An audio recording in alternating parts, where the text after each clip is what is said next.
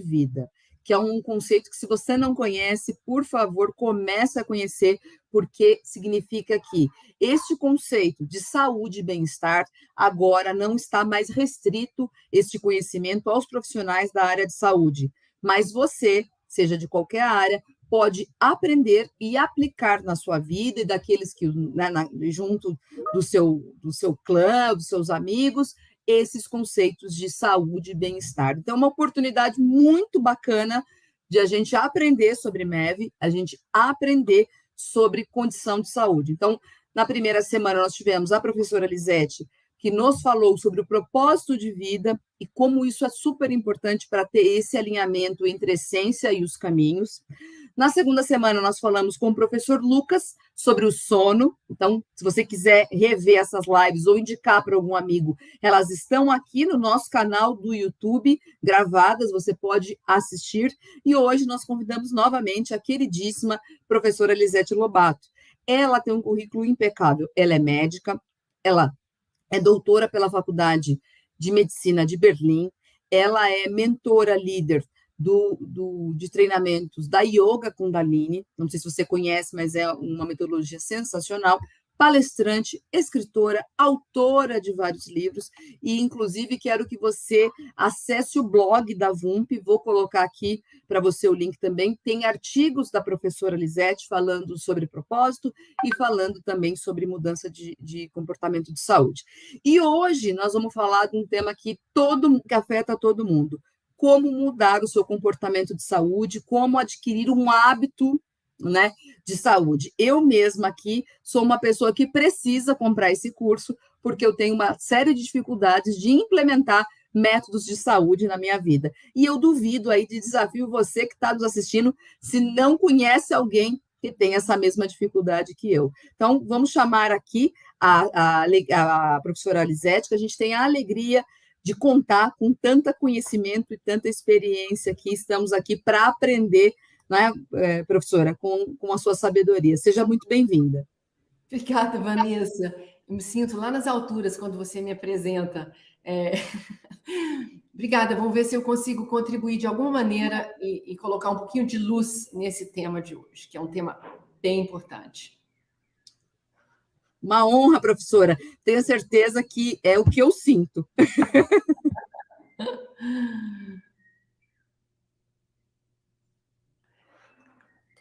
Eu estou às ordens. Professora, então vamos começar. E falamos bastante já, a gente vem trabalhando, né? E essa é uma missão sua também, disseminar o conceito de MEV. Né? Eu não sei se você quer falar um pouco da MEV, da importância da MEV, né, para o bem-estar e para a saúde de todos nós. Eu acho super importante, inclusive dando continuidade ao que o meu amigo e colega Lucas fez aqui a semana passada, né? Que ele trouxe um dos pilares da medicina do estilo de vida. Mas, assim, o tema de hoje é um tema quase que escabroso, no sentido que ele é bastante desafiador, porque é uma coisa que invoca e que depende de eu como indivíduo, assumir algumas atitudes. Então, antes de falar do tema em si, né, eu acho importante dizer, e eu queria que vocês ouvissem, quem estiver nos ouvindo, com a maior atenção possível, porque isso é realmente importante.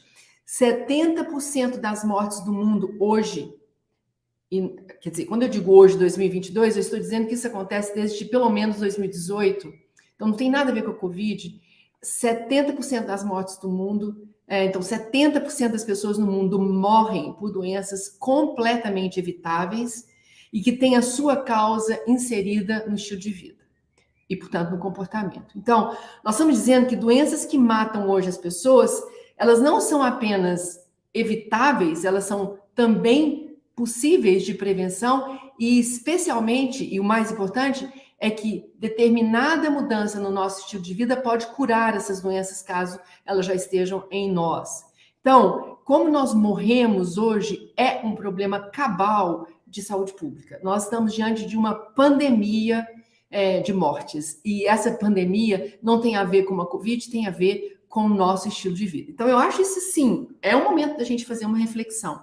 Se nós somos 10 pessoas numa sala, 7 de nós vai ser afetado por uma doença que poderia ser prevenida, evitada ou curada se a gente fizesse uma reflexão mínima sobre o nosso estilo de vida. Então, a medicina do estilo de vida nada mais é do que considerar o elemento mais importante, que é para parar esse tipo de morte, parar esse tipo de adoecimento global, que são doenças crônico-degenerativas. Aqui nós estamos falando, em primeiro lugar, de doenças mentais, em primeiríssimo lugar, né? Ansiedade, depressão e as consequências dessas doenças, como o suicídio. Mas nós estamos falando, em segundo lugar, de doenças do coração, doenças do pulmão, câncer. Então, nós estamos falando de doenças graves que nós conhecemos muito bem nas nossas famílias, entre os nossos amigos. Então, é muito importante uma reflexão e uma conversa relaxada sobre mudança de comportamento. Porque hoje, mudar comportamento é considerado o elemento mais importante, a recomendação chave por todas as instituições sérias que lidam com saúde no mundo para nós pararmos esse tipo de adoecimento crônico. Então, como é que a gente muda de comportamento? Como é que a gente introduz isso? Esse é o tema de hoje, né? Sem que isso seja uma faca no pescoço da gente. Mas você tinha me pedido para falar sobre a medicina do estilo de vida, MEV.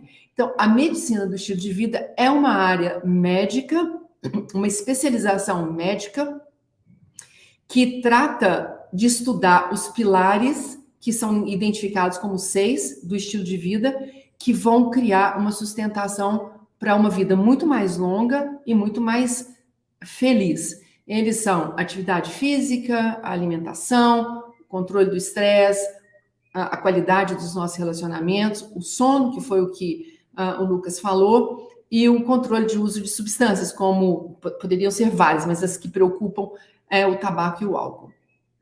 Então, Vanessa, a nossa preocupação na medicina do estilo de vida é isso, é como que a gente para e ajuda as pessoas a pararem de morrer por doenças que são ridiculamente fáceis de serem revertidas. E como a gente previne.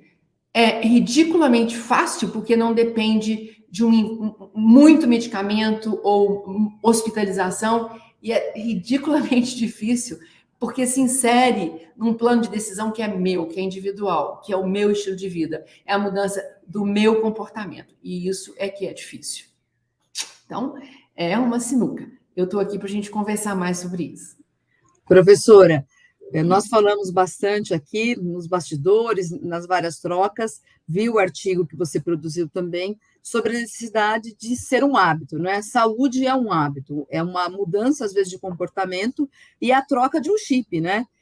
Eu, durante muito tempo, precisei fazer fono para corrigir algumas coisas e ela sempre vinha essa ideia, tem que mudar uma coisa que a gente fez por muito tempo por uma diferente.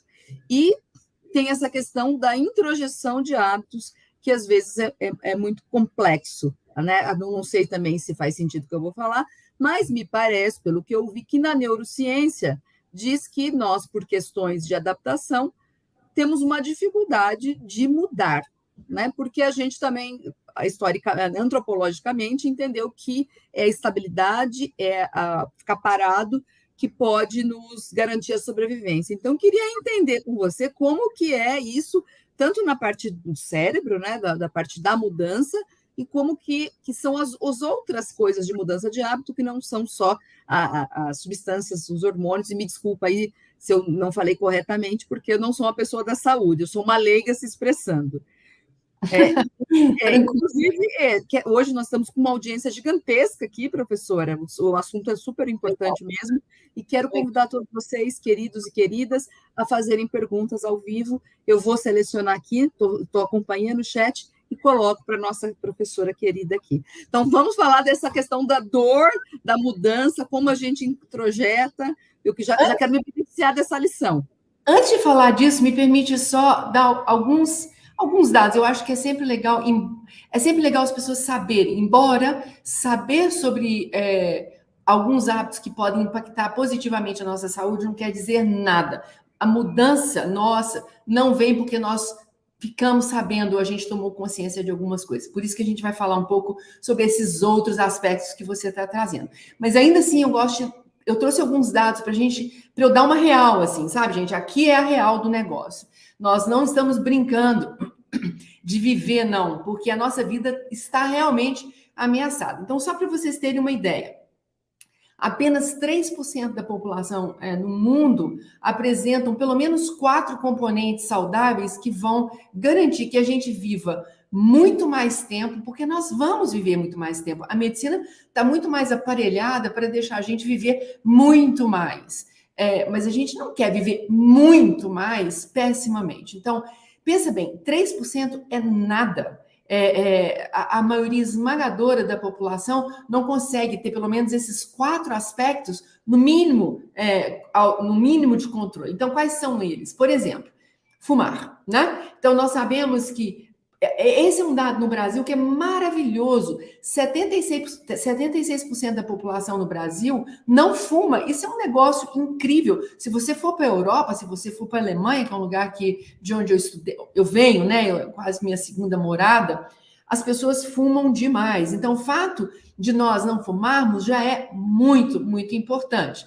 O segundo aspecto é que apenas 40% da população tem um índice de massa corporal abaixo de 25, ou seja, é aquele lugar em nosso corpo que define quanto de músculo eu tenho, quanto de gordura eu tenho. Então, 40% é pouco, a gente tinha que aumentar muito essa coisa, mas lembra que na minha última palestra, 2 semanas, eu já disse de cara que em países como o nosso, muito antes da gente pensar em massa magra ou massa gorda, a gente tem que pensar do ponto de vista da saúde coletiva, de alimentar as pessoas. Então, só um parênteses, eu não estou numa bolha aqui não, mas eu estou dando alguns dados que são clínicos para vocês. Apenas 23% da população do mundo comem 5 porções de frutas e ou vegetais ao dia. É pouquíssimo. A gente só se alimenta do ponto de vista global de alimentos que não têm nutrientes nenhum, alimentos que são ou diet ou light ou simplesmente proteína animal que não realmente não enchem a gente, o nosso corpo, de nutrientes que serão fundamentais para a tomada das nossas decisões. E, infelizmente, só 22% da população mundial é fisicamente ativa. Então, se você tem esses 4 elementos juntos, você faz parte desses 3% da população e, com isso, você garante que, é claro que você vai envelhecer, o tempo vai passar, você vai envelhecer com alguma falha em algum lugar do seu sistema. Não é essa a questão. O negócio é a gente não envelhecer com uma falência completa do nosso sistema cardiovascular e do nosso cérebro. Isso seria realmente vegetar.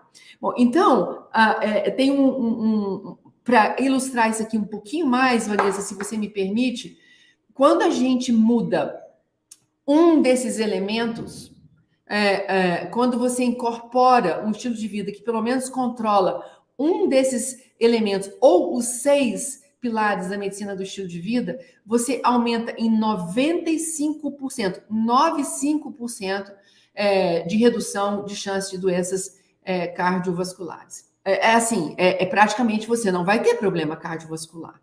Então, eu acho que a mudança no estilo de vida em alguns desses elementos é importante, a gente precisa considerar isso, porque isso vai fazer uma diferença entre nós agora e nós daqui 10 anos. E uma das doenças que mais realmente deveriam ser tomadas a sério demais é aquela em que te tira de você, como, por exemplo, um Alzheimer. É uma perda completa, radical, muito precoce da sua vitalidade cerebral, ou uma doença, ou doenças degenerativas graves. Então, dito isso, eu acho que a gente pode começar a pensar. Eu adoraria voltar aqui e falar só sobre atividade física, igual o Lucas fez sobre sono, vir aqui a gente, como se diz, dissecar na linguagem médica o que é atividade física, o que ela pode te ajudar, o quanto que você está fazendo é bom, é ruim, ajuda, não ajuda, atrapalha. Então, essa é uma outra conversa. Mas, voltando à sua pergunta, que se eu não estou enganada, era por que é difícil mudar? É isso, Vanessa? Sim, professora, porque é difícil mudar, não é? Porque mudança de estilo de vida, não é? Uma que é opções difícil? mais É saudável. difícil demais mudar, né? Uma das coisas mais difíceis de mudar o nosso comportamento. E aí eu disse uma coisa chave no início, mesmo que você saiba por que você deveria mudar, ainda assim é difícil mudar.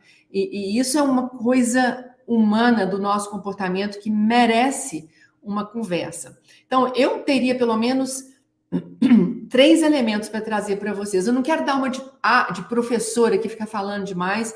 Se vocês precisarem, podem me interromper com perguntas. Mas a primeira coisa que a Vanessa mais ou menos esboçou é que a história da força do hábito é porque, olha, gente, é muito mais cômodo ficar na dor num território que a gente conhece. Então, isso, assim, pode ser uma dor física, pode ser uma dor emocional, pode ser uma dor de relacionamentos. É muito mais confortável para o âmbito de segurança humana ficar ali do que arriscar um desconhecido. Então, essa é a chave. Então, pessoas que suportam a dor, o incômodo, uma insatisfação e se cobrem de algum tipo de hábito justamente para suportar estar ali, elas estão fazendo isso porque elas entendem que é mais confortável, porque pelo menos ali elas conhecem. Elas podem, de alguma maneira, ter prazer naquilo que elas estão estabelecidas, elas têm controle. O desconhecido amedronta demais. Por que isso? Você pode pensar, nossa, mas que louco, né? Como é que uma pessoa escolhe a dor do que sair da dor? Mas se a gente for olhar com os olhos assim benevolentes da ciência, nós vamos entender isso assim muito bem. Se você olhar para o firmamento evolutivo da Terra, desse planeta, as espécies que ficaram aqui muito mais tempo que nós, 93% das espécies que já estiveram aqui por muito mais tempo que os humanos, já sucumbiram, já caíram fora. A aparição do ser humano nesse firmamento evolutivo é muito recente. A gente não passou pelo teste evolutivo ainda. Então, todo nosso impulso ainda é para defesa. E não há mais nada ameaçador à nossa defesa do que o desconhecido. Então, isso é uma coisa importante. E é claro que o que eu e muitos colegas e profissionais fazemos é ensinar as pessoas a darem um passo no desconhecido quando elas estão em sofrimento. Então, o hábito, então, esse é um hábito. Tem outros elementos do hábito, porque quando eu digo ali, há 2 semanas nós falamos de propósito. Então, o meu propósito é fazer atividade física, ou sei lá, ou reduzir, comer melhor, ou o que for.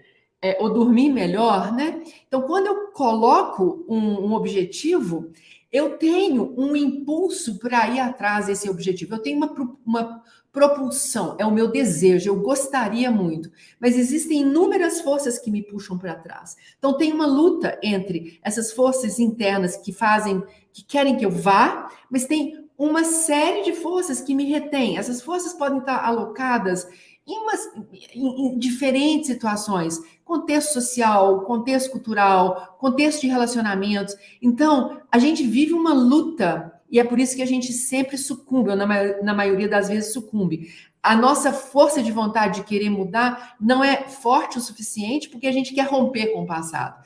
E a gente não rompe com o passado, turma. A gente entende as forças que contém. Então, no momento em que eu falo, pera lá, por que tá difícil eu dar esse passo? Deixa eu entender o meu contexto. E eu olho e eu vejo o meu contexto, daí eu posso localizar. Ah, não, eu preciso resolver isso aqui primeiro. Eu preciso ter segurança nisso aqui primeiro. Então, não é uma ruptura, mas é uma transição, é um processo. E aí, para a gente poder ganhar força de um novo hábito, a gente precisa demais fazer as pazes com aquelas forças que nos contêm. Elas não podem ser ignoradas. Inclusive porque quando elas nos contêm, elas podem estar guardando a gente de um risco maior. Então, compreender isso requer que eu tenha um olhar, uma contemplação para mim, aquilo que a gente conversou 2 semanas atrás. Será que eu me conheço? Será que eu conheço o meu entorno, o meu contexto? Será que eu me localizo nesse tempo e nesse espaço? Então, isso é a força do hábito, né? Primeiro elemento. A segunda é a força do prazer. Assim, eu vou me inspirar muito numa amiga de uma querida, amada amiga minha, que eu tenho pensado muito nessa condição que é a dela e que é de muitas pessoas, que é eu ter prazer naquilo que eu faço que eu sei que me destrói. Então, nós todos temos isso. Fala sério, não é só amiga da minha amiga, né? Então, culturalmente, o nosso maior valor é ter prazer.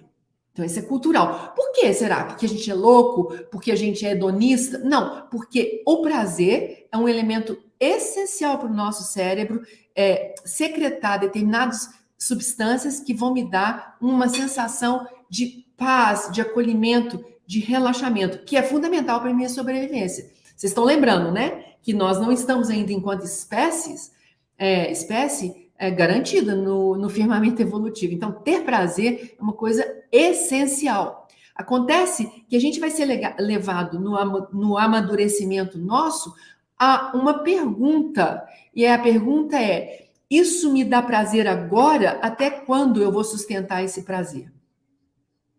Porque muitos hábitos, como, por exemplo, o beber, o fumar, o comer excessivamente doce, comer mal excessivamente, porque dá prazer, né, para desestressar, é alguma coisa que, num curto prazo, vai me dar muita dor. Então, a gente volta no ciclo. Né? É um círculo também vicioso. Então, até quando eu serei capaz de ter prazer naquilo que me destrói rapidamente? Como é que eu posso negociar o meu prazer aqui agora, não deixar de ter prazer, mas ao mesmo tempo não deixar de contemplar que eu quero ganhar na minha vida um prazer a longo prazo? Então, o salto seria eu ter prazer em fazer determinadas escolhas também.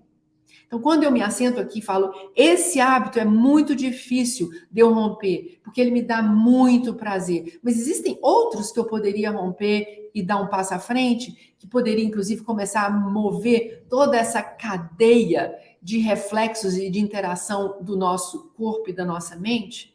Então, a gente dá um salto em ter prazer com algumas escolhas, é um dos elementos mais importantes para a gente poder rever a minha cadeia de prazer. Né? A cadeia de prazer não é aprisionamento, não, é a cadeia, uma coisa que leva a outra, que leva a outra e tal. Então, o ideal seria que eu pudesse ter prazer na mudança do meu estilo de vida, mas para isso é um passo lá na frente. A gente começa muito simples, começa dizendo, como é que eu estou hoje? O que eu estou fazendo hoje que é realmente, eu estou decretando o meu fim precoce. Eu estou contratando precocemente muito desprazer, muita dor.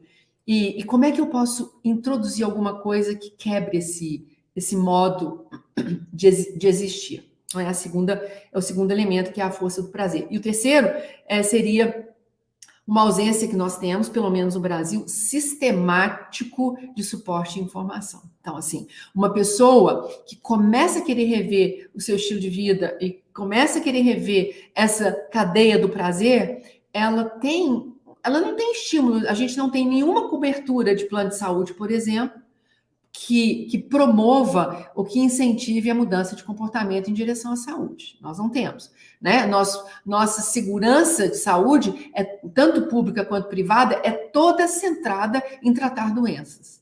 Toda.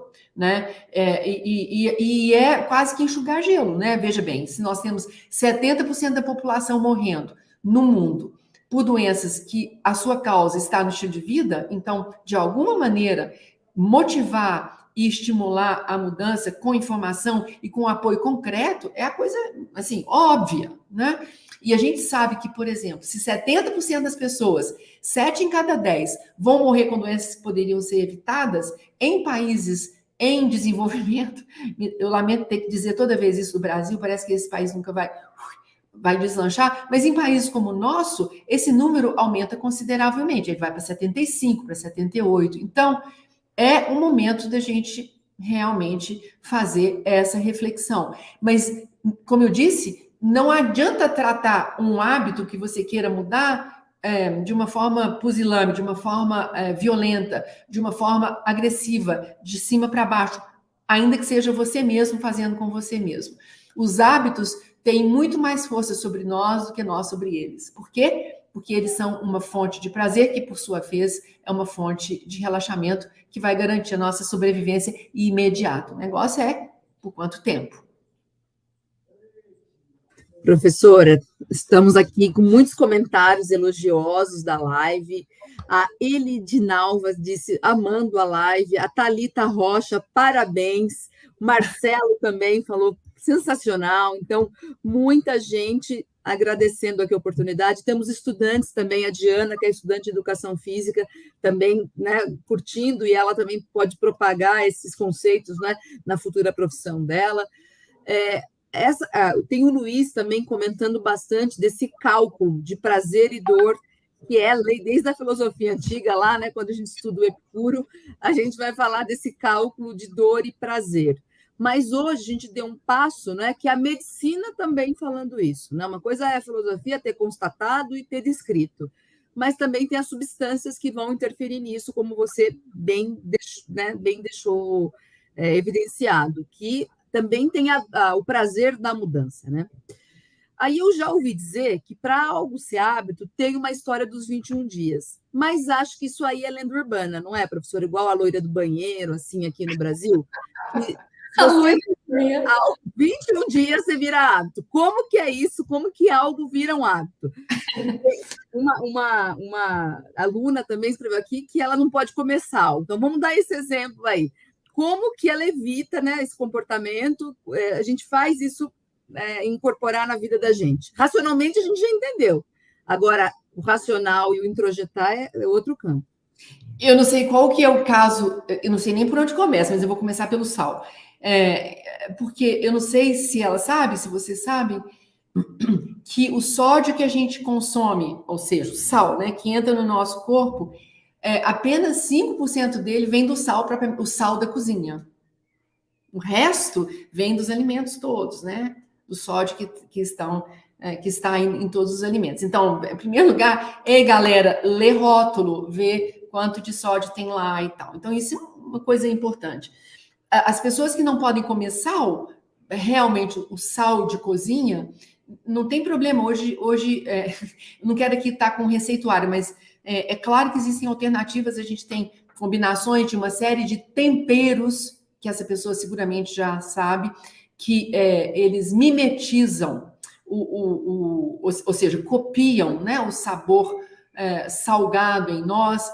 Enfim, existem várias coisas, mas eu acho que eu não sei, talvez a coisa muito importante quando a gente fala sobre mudanças de hábito, é que existe alguns estágios da mudança. E eu acho isso importante da gente falar aqui, sabe, Vanessa?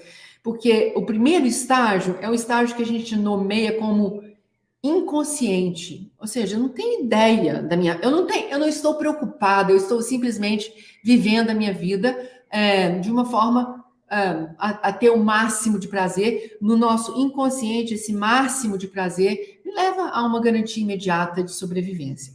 O segundo estágio é quando você vem, por exemplo, numa palestra como essa, ou você encontrou uma amiga que te dá uma real, fala, opa, você está sabendo que isso aí não é tão legal assim, enfim, que a gente chama de contemplação, não é meditar nem contemplar, é você contemplar a situação, né? Você trazer a sua situação para você e dizer, puxa vida, deixa eu olhar para mim, né? Então aqui é um momento importante, porque você pode tomar decisões do tipo, olha, entre escolher esse hábito e ser feliz, eu prefiro ser feliz.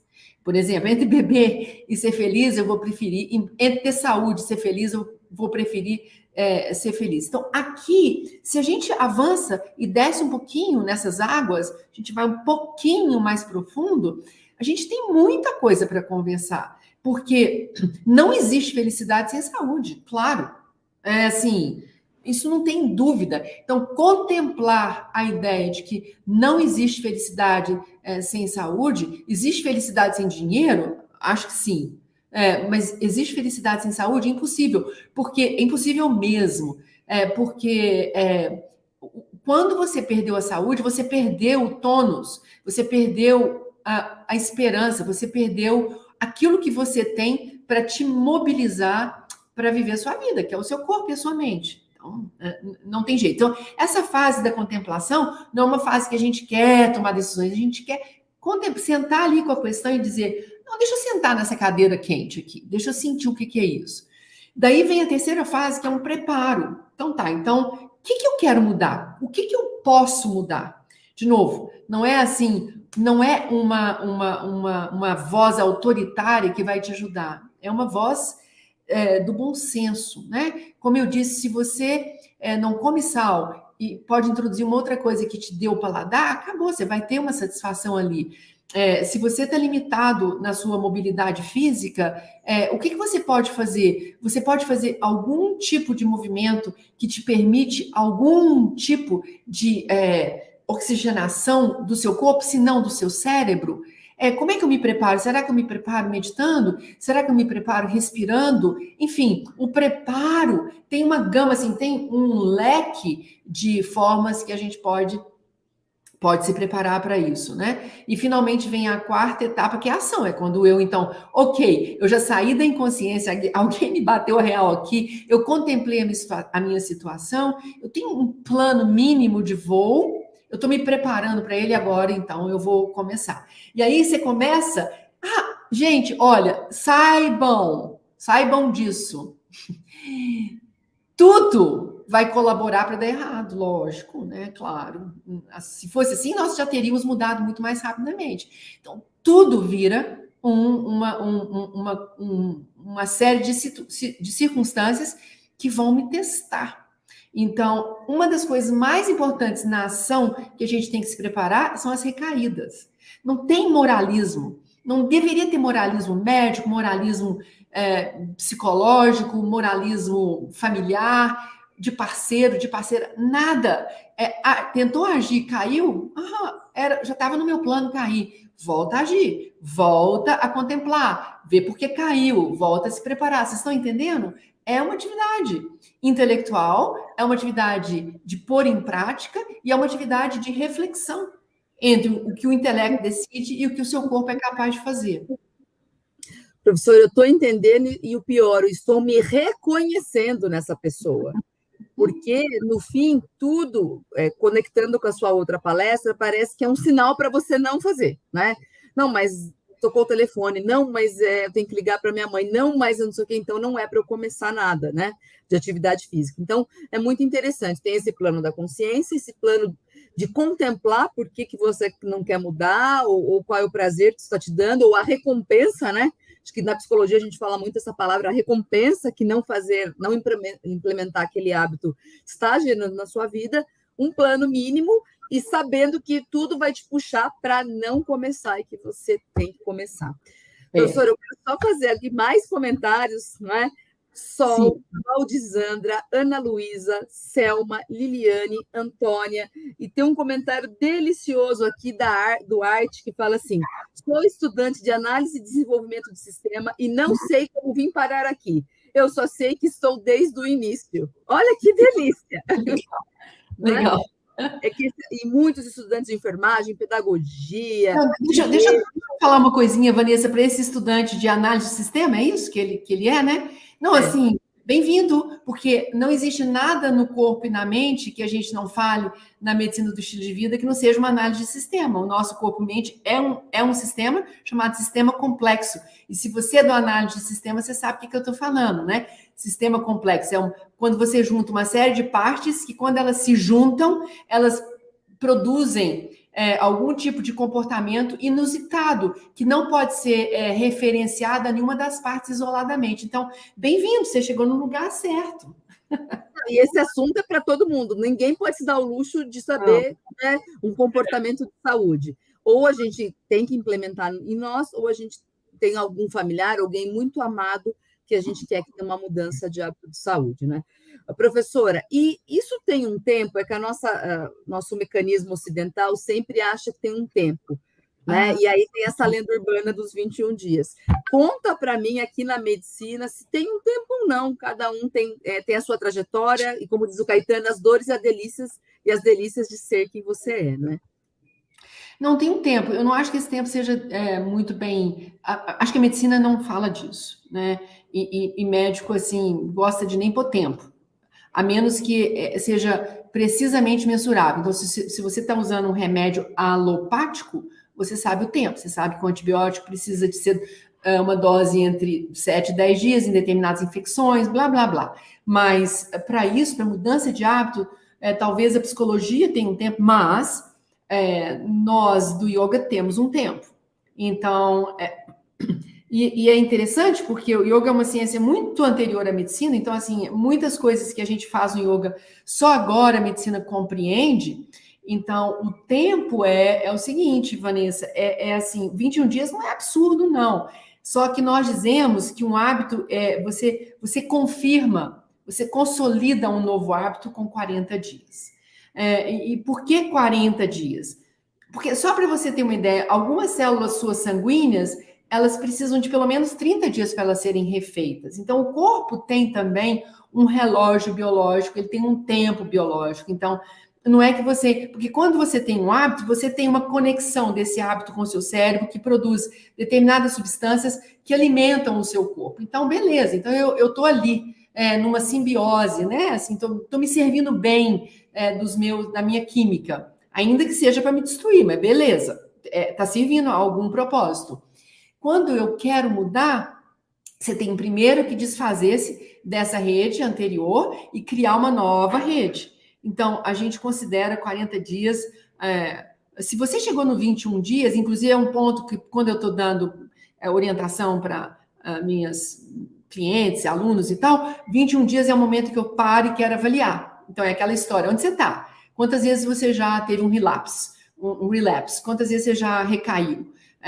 O que você está precisando? 21 dias, dá uma ideia de que a gente está precisando, tá na rota ou saiu completamente da rota. Em 40 dias você consolida, é um tempo de consolidação, sabe?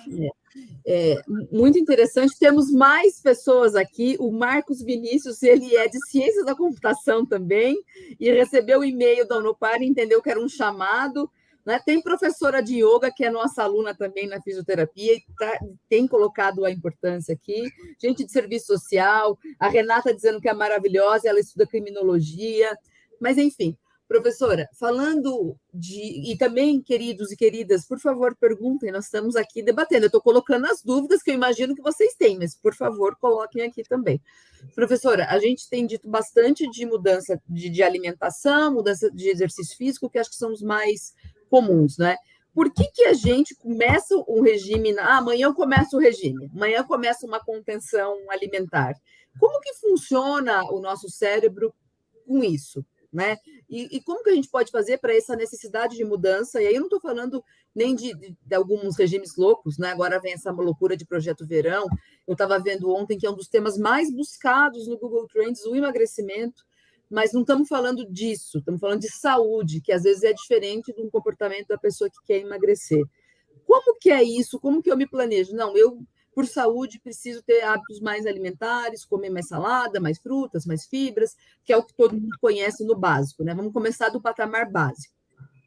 Então, essa é uma coisa muito falada mesmo. Segunda-feira eu começo e chega na segunda-feira eu não comecei.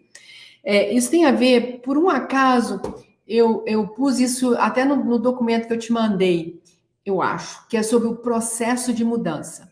As pessoas não entendem que a mudança é processual.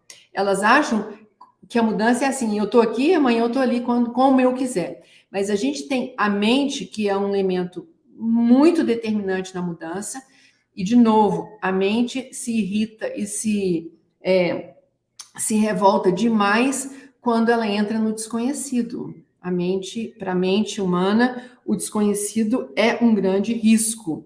Então, por que a gente chama isso de processo de mudança? É porque você vai entender que você vai demorar algum tempo para chegar lá, que não é numa semana que você estourou todos os seus projetos e fala: segunda-feira eu vou mudar. Não. Então, assim, eu pelo menos diria que são 5 elementos. Vou tentar ser, assim, bem breve. Primeira coisa, a gente chama de localizar-se. Então, eu tenho consciência de mim? Eu quero mesmo? Ou eu estou fazendo isso por pressão externa? Eu tenho que ter dentro de mim um motivo para fazer uma mudança. Quando eu descubro que é, por exemplo, dor ou insatisfação, ou vergonha de como eu estou, enfim, o que for, vou chamar isso de dor, em qualquer grau dela. Não precisa ser dor física. O segundo passo é eu aceitar. Falar, não, beleza, eu me sinto assim, não tem como fugir. Eu já fugi disso demais. Como é que a gente foge dessa constatação? Entrando no estilo péssimo de vida que a gente estava querendo superar. Então, se for o caso de beber, eu bebo. Se for o caso de fumar, eu fumo. Se for o caso de correr 5 quilômetros por dia, eu corro. Quer dizer, absurdo. O excesso de exercício também mata. Eu falei 5 quilômetros, mas assim, é um número cabalístico. É muito mais que isso. Então, excesso de qualquer coisa mata. Então, aceitação não, pera lá, deixa eu aceitar, eu não quero cobrir o sol com a peneira, eu quero ver que eu estou insatisfeita, beleza. Esse é um passo importante, dá uma depressão, dá uma dorzinha, mas é a dor da cura, porque daí, no terceiro momento, não, eu quero mudar, eu realmente acho que eu quero mudar, eu não quero ficar me sentindo dessa maneira. Então, beleza, ótimo, então aqui a gente tem um tanto de endorfina, porque a dor da aceitação, ela é tão dolorosa que ela leva a gente a produzir uma química da superação. Então, beleza, eu vou mudar, segunda-feira, vou começar. Aí, gente, não é esperar na quinta-feira, segunda-feira chegar assim, segunda-feira eu já mudei. Não. Aí, a quarta etapa é acordos impecáveis com os meus compromissos. Então, olha bem, eu estou chamando de acordos impecáveis. Não é chumbrega, não é impecável. Eu vou fazer isso. Quarto, né? Isso parece uma violência, mas o quinto redime a gente, que é aceite a quebra dos acordos. Então, se você entra nos acordos impecáveis com os seus compromissos e na segunda ou na terça-feira você quebrou os acordos, em vez de desistir, dizer, isso não é para mim, sei lá, né? Eu já sabia que eu podia quebrar esse acordo, então deixa eu me localizar de novo. Por que eu quebrei o acordo? Então, eu vou me aceitar. Eu aceito, replanejo. Então, gente, nós não somos nem vítimas, nem heróis. Nós somos aquelas pessoas que estão querendo pegar a sua própria vida no mínimo de controle e dar esse controle a você mesmo. E dizer o que eu posso, como eu posso, o que eu quero. Então, é mais ou menos por aí. Professora, está aparecendo aí, vocês estão nos acompanhando, um QR Code. Esse QR Code é porque a professora Elisete também tem aqui um curso que ela é tutora, é um curso sobre como mudar o seu comportamento de saúde, e é um conteúdo na universidade renomadíssima, que é a Universidade Yale. Então, esse curso está aqui, para quem quiser saber mais, disponível para venda aqui na plataforma da VUNC. Professora, tem uma pergunta interessante aqui também, que a gente não falou. A gente falou muito da mudança de comportamento, mas tem também os vícios, né? Tem um aluno aqui nosso, Marcos Vinícius, que ele falou que ele gosta de tomar uma cerveja e também ele quer ter uma vida saudável. E tem uma dúvida técnica: tem um limite de álcool que a medicina aconselha? Não, porque todo mundo fala, né? E a rainha toma uma taça de vinho por dia e aí ela foi mais saudável. Mas falando agora da medicina, existe alguma recomendação da quantidade de álcool no organismo ou não? Existe sim, mas isso varia de corpo a corpo, claro, né? Pessoas com determinado metabolismo mais acelerado, metabolismo mais rápido, o álcool, mas é um bom senso também, né? A história não é nem tanto a quantidade, a história é a dependência. Se eu, por exemplo, só consigo relaxar depois que eu cheguei em casa do trabalho, ou quando eu vou fazer um final de semana entre amigos ou entre família, bebendo, eu estou dependente. Esse é um problema, não é nem a questão da quantidade, é a questão da dependência. Sobre a quantidade, ninguém vai morrer com uma taça, 2 taças de vinho por dia. Eu não bebo, mas eu reconheço que isso não mataria ninguém e é uma negociação legal com o hábito, entendeu? Não, mais de uma taça, mais de 2 não dá para mim. Mas é muito importante que a gente veja a história da dependência, porque tem gente que toma meia taça, mas se passar um dia sem a meia taça, pira. Aí no outro dia vai tomar 5 taças. Então, isso denota uma dependência, um vício, né? E não é só com álcool, pode ser com qualquer coisa, pode ser com atividade física, né? Então, uma pessoa que faz atividade física e que se um dia não pode fazer atividade física e aí ela vai pirar, ela está numa dependência. Então, é sutil, mas tem essas combinações. O álcool é um tema, assim, que nós não temos tempo mais, mas nós poderíamos falar demais sobre a ingestão de substâncias do tipo álcool e nicotina, porque o álcool e a nicotina, quando combinados, eles provocam um efeito, assim, muito imediato no cérebro. Então, assim, se a gente quiser acabar com o nosso cérebro, é manter esse hábito de associar álcool com nicotina, e aí, em qualquer quantidade mínima de álcool com nicotina é uma bomba relógio mesmo. Mas, como eu disse, a gente no Brasil fuma menos do que algumas populações europeias, né? E o álcool em si, embora não seja a coisa mais saudável, mas pode ser um pilar que você comprometa quando você introduz outros, né? Tranquilo, é o bom senso. Né? Ninguém vai morrer porque vai tomar um alquinho aqui ou ali. Entende, gente? Eu acho que é um pouco por aí. Professora, tem uma aluna que ela coloca uma questão, que ela se sente acima do peso e ela tem vergonha de sair. Como que ela poderia começar uma mudança? Ela tem 88 quilos, ela diz aqui. Isso, assim, seria legal, não precisava nem saber o peso dela, se eu não subir a altura, não vai fazer. Ela pode ter 1,90 m e está muito bem, ela mas ela se sente acima do peso, né? Então, ela se sente. Se ela está acima do peso, a primeira coisa que a gente tem que fazer é buscar um profissional que possa acompanhá-la. Esse profissional pode ser um médico da medicina do estilo de vida, pode ser um nutrólogo, que é um médico que trata da nutrição, e pode ser um nutricionista, que é uma pessoa que não é médica e que faz nutrição funcional. Não precisa ser nutrição do esporte, mas seria muito bom que fosse um nutricionista funcional. Então, eu recomendaria ir ou no nutrólogo ou numa nutricionista funcional, e aí mapear, tem uma série de exames que tem que ser feito, tem que compreender se a dificuldade dela de perder peso é hormonal ou não, se a dificuldade dela de perder peso, se não sendo hormonal, é um desequilíbrio de alguns macro e micronutrientes. Então, eu recomendo demais, primeiro, uma abordagem nutricional, e aí introduzir uma atividade física. Gente, não dá para não fazer atividade física. Não, fim de papo, assim. Essa é a realidade. Eu, por exemplo, que venho do yoga, imaginava, faço Kundalini Yoga. Kundalini Yoga é uma prática, assim, isotônica, muitos exercícios você sustenta numa mesma posição e tal, e achava, tô feliz demais, eu já faço. Não era suficiente, não foi suficiente, eu me deparei com essa realidade há uns anos atrás e tive que introduzir atividade física na minha vida. Então, aí, para essa pessoa que está conosco, uma atividade física, para quem está acima do peso, é humilde, tem que começar simples, tem que começar mobilizando o corpo de uma maneira que ela possa lentamente ter prazer com aquilo e crescer com aquilo. Gente, o tema é ter prazer, não é ter desprazer.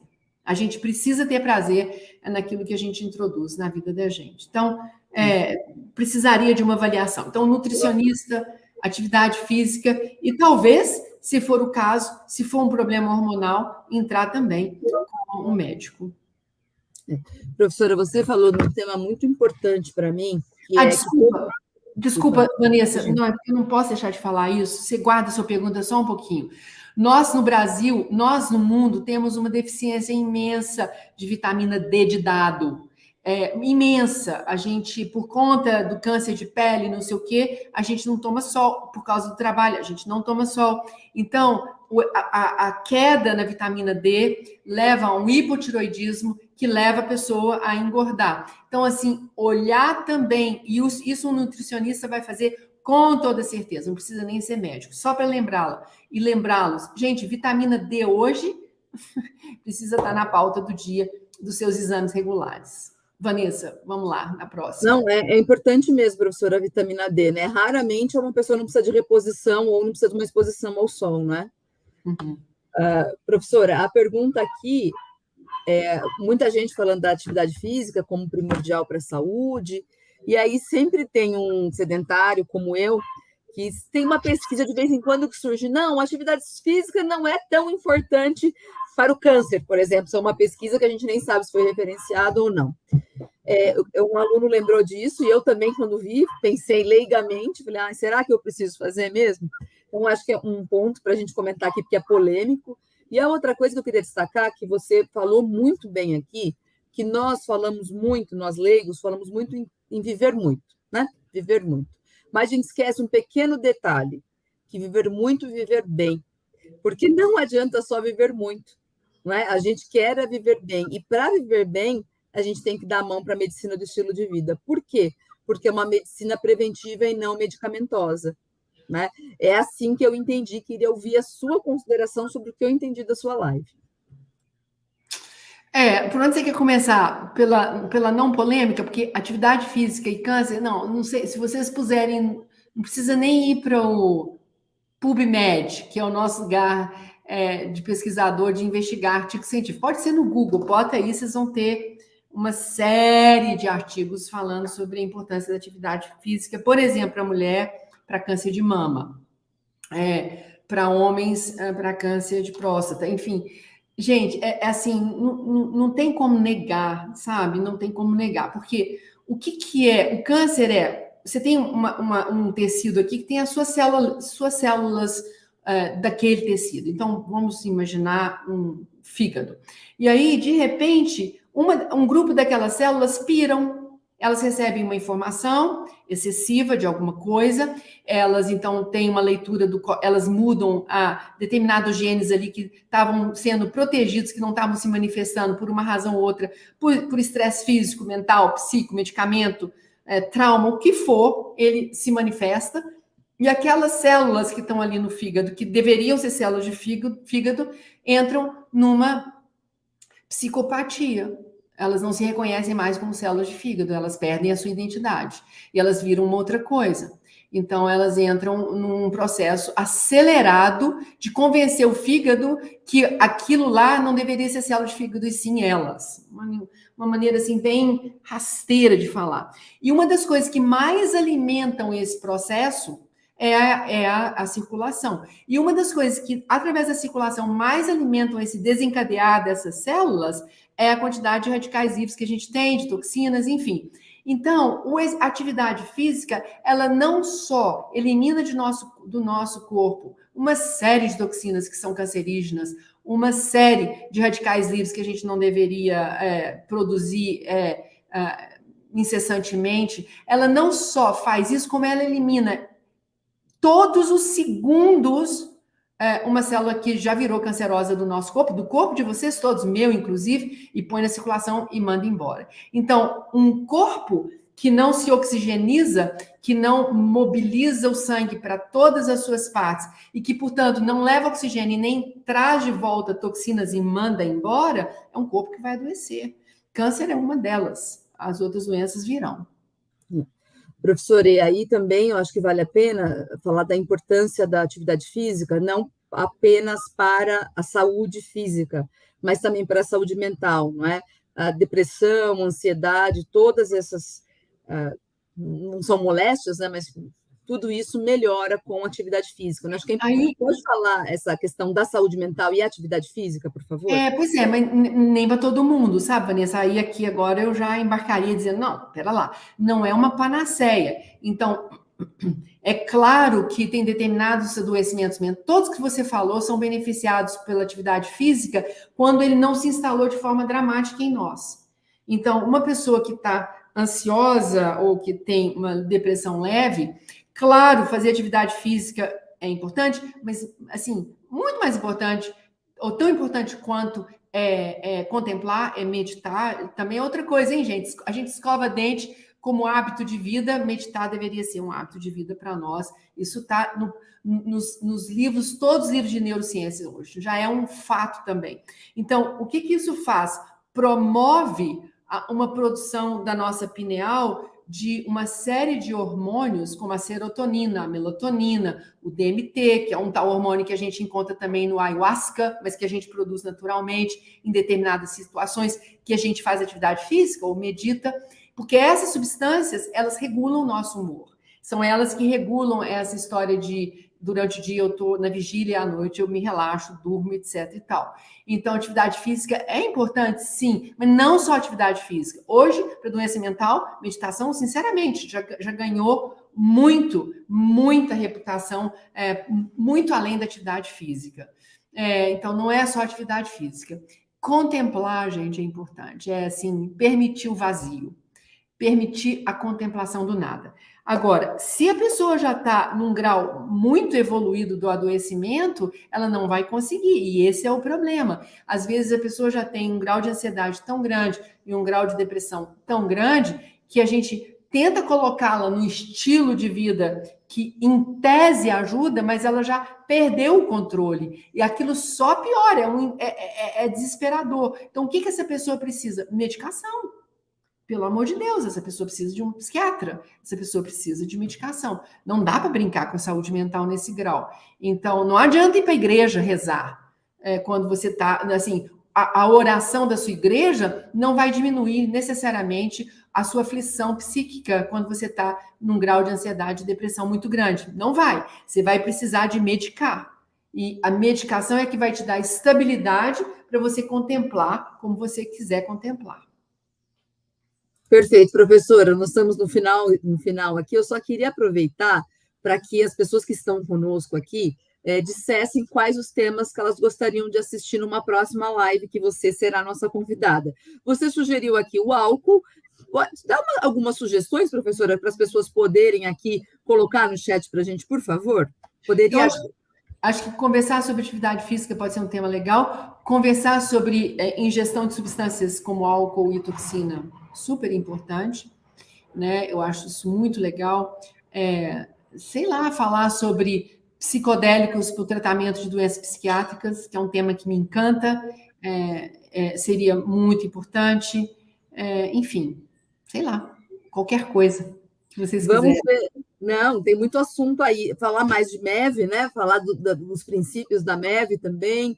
Tem muita coisa bacana. Pessoal, então, agradecer muito vocês que estiveram aqui conosco. A gente tem feito lives semanais. Peço que você que quer acompanhar a VUMP de perto, clica aqui no nosso sino, aqui no YouTube, e você passa a se inscrito no nosso canal e vai receber todas as lives gratuitas que nós estamos feito semanalmente. Então, fica por dentro aqui das notícias. Nós também temos um canal no YouTube, no Instagram, também com várias notícias de conteúdo gratuito. Quem se interessou e quer saber mais, acesse aqui, põe o QR Code lá no nosso site, vump.com.br, você vai ver 22 cursos que nós temos lá na plataforma, que são da Universidade de Yale, sobre medicina do estilo de vida. A gente tem livros, cursos sobre o sono, cursos sobre propósito de vida, cursos sobre, agora nós falamos de mudança da condição de saúde, propósito, psicologia positiva, muitos cursos muito interessantes. Eu aqui sou fã desses cursos, né, para a minha vida. Convido vocês a conhecer também. E quando terminar a live, aqui na descrição do nosso vídeo no YouTube, vai ter um artigo, um link de um artigo que a professora Lisete escreveu sobre como mudar o comportamento de saúde. Então, é o blog da VUMP. Nós vamos só terminar a live e já vamos colocar aí para que você tenha isso escrito. Que é muito mais fácil, pelo menos na minha opinião de professora, a gente implementar, olhar de novo, rever, ver o que está escrito. Então, é o blog da VUMP, vai estar aqui o link para que você possa acessar. E no mais, nós estamos disponíveis para tirar qualquer dúvida que você tenha. Professora Lisete, por favor, volte aqui que eu quero agradecer muito da sua generosidade. É uma honra desfrutar de tanto conhecimento, porque a gente sabe que o conhecimento hoje é super segmentado e você domina muitos temas com propriedade, né? Então, para mim, eu me sinto muito lisonjeada de poder ter a sua opinião, ouvir os seus aconselhamentos de quem conhece muito, estudou muito e também tem uma outra visão mais holística do mundo, que eu acho que é a solução também para a gente ser cada vez mais saudável e, por isso, também mais feliz, né?